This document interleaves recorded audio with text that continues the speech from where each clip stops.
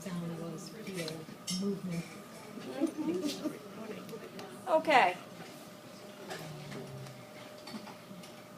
If we look carefully, you will see a big pulmonary vein going into the left atrium. Yeah? How many pulmonary veins are there? 4. You're not going to see all of them, ever. So don't expect to. Now, right here, you can see how tough and how fibrous the atrium is. This structure that's right here is your bicuspid valve. Do you see what it looks like? It's always on the right or the left? Bicuspid, you're going to try right, and by left. Okay. Bicuspid is left. I can tell automatically by the thickness of this wall compared to the thinness of this wall.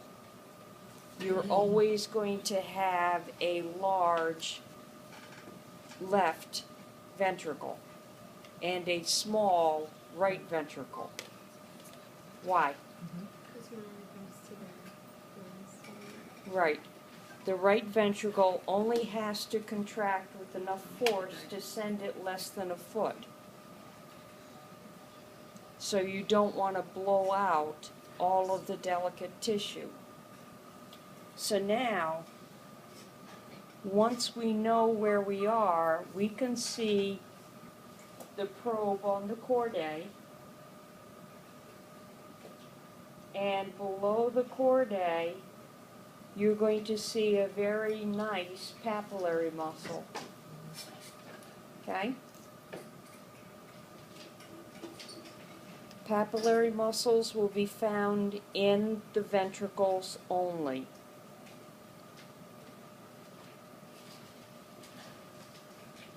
Then when the blood flows down there, it's going to hit the bottom. In both ventricles is going to be ridge-like structures. Can you see the ridge right there? That's going to be trabeculae carnae.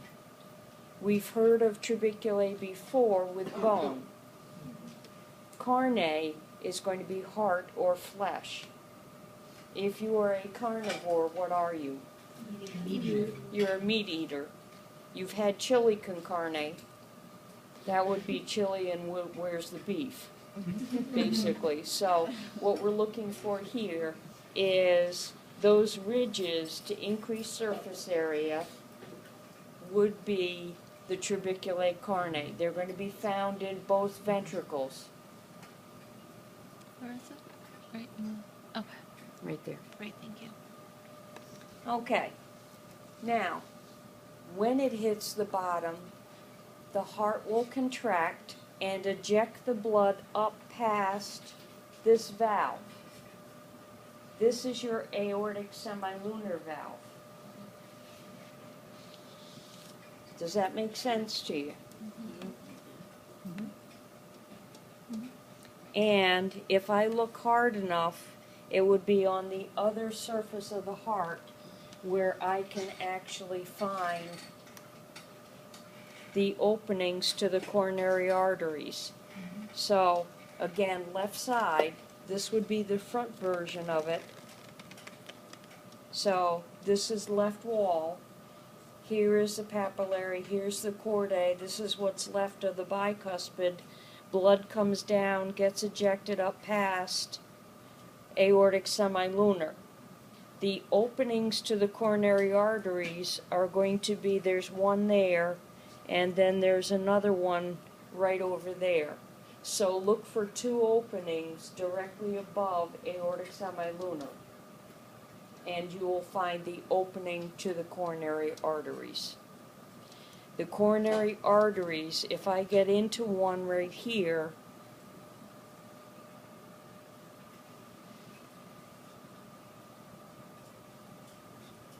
Is that the same as the coronary sinuses?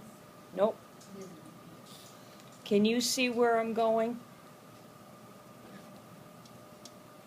I'm right into a coronary artery with my probe. So that's about where it would be, and you can see that you're going to have a sulcus there. Okay? Now, right side.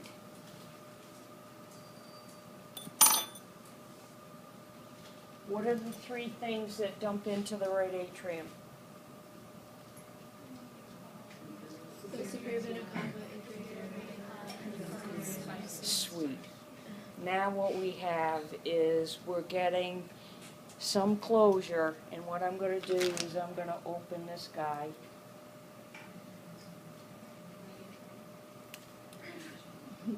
Shows how tough it is. It's very. It is very tough. So now we can see pectinate muscle in the right atrium. We can also see your tricuspid valve. There's one cusp there, another cusp there, and the third cusp is lying against this wall. That's the tricuspid, so you're going to buy left and try right. Now, the blood would come down, and ultimately it would have to come out. I need four scissors. This one? Since this is my pulmonary artery, Just doesn't want to be dissected. Mm-mm. How hard to tell? it was a little tough.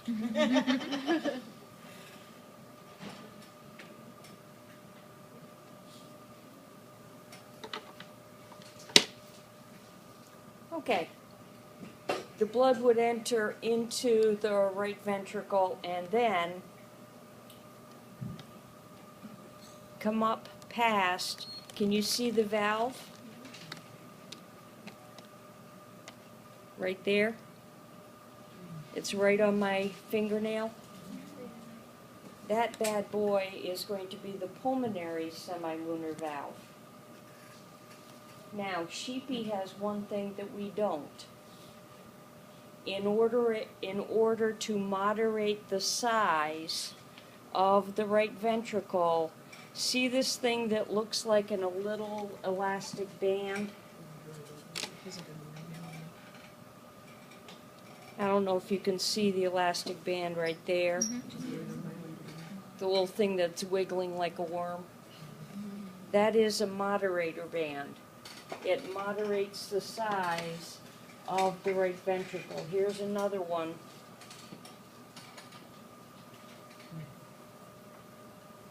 What it's going to do is it's going to moderate the size of the right ventricle because we don't want too much blood in there.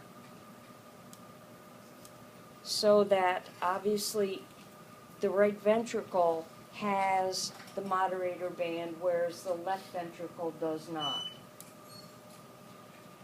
In the right ventricle also, you do have papillary muscle, and I think you've got a really nice papillary. Can you see the papillary right there? See my thumb? My thumb is directly behind the papillary muscle. And what's resting on my thumb, besides the papillary muscle, is the tricuspid valve. Okay?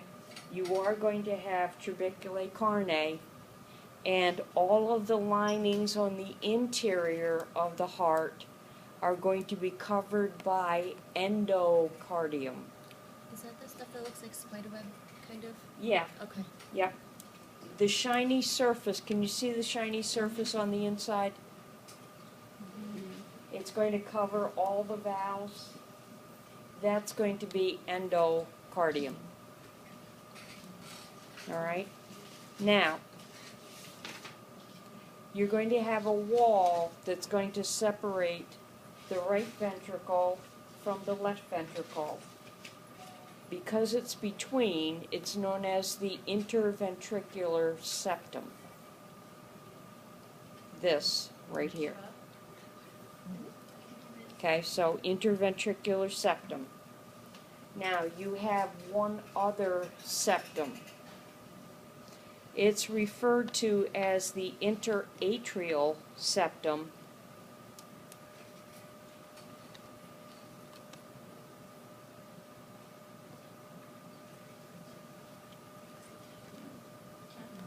That's not getting it. This way? The interatrial septum. Can you see this little round thing right there?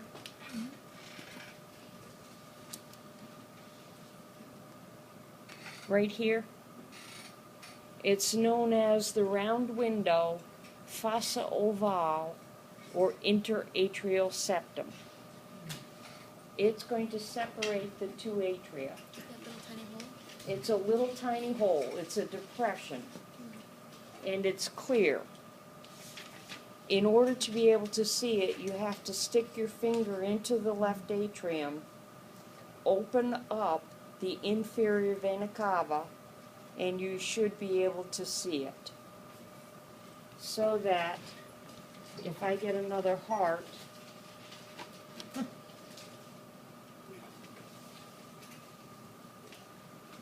and I cut this, I've got a really good one here.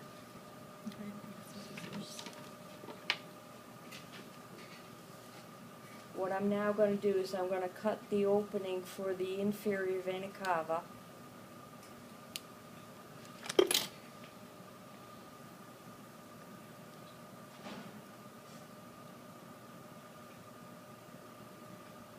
And you can see my round window. It looks better in this one. See it? Doesn't look like much right now, but you can see my fingernail moving under there somewhat.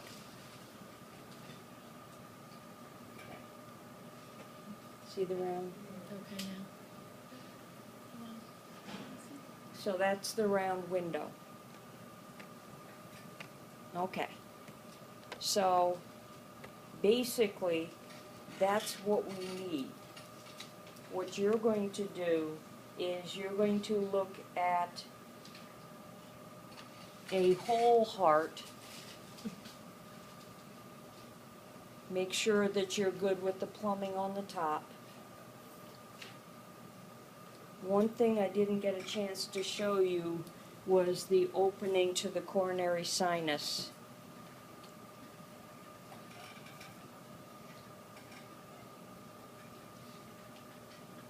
See the hole that's right down there?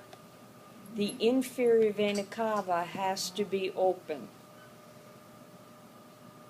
And it's the last hole that you're going to see. Right there. It's going to dump into the right atrium. That is going to be the coronary sinus. The coronary sinus lives in the coronary sulcus, which would be this space right here. So coronary sulcus leads to coronary sinus. We also will have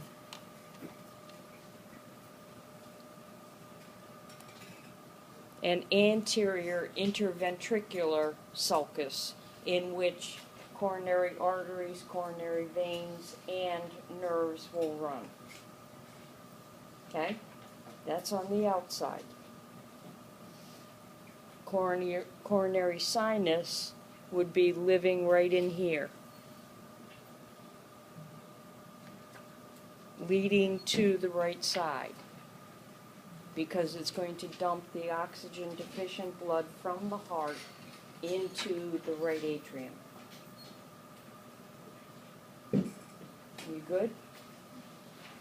Get a whole heart, and I believe we've got enough halves for you. Just make sure you get the correct halves coming together.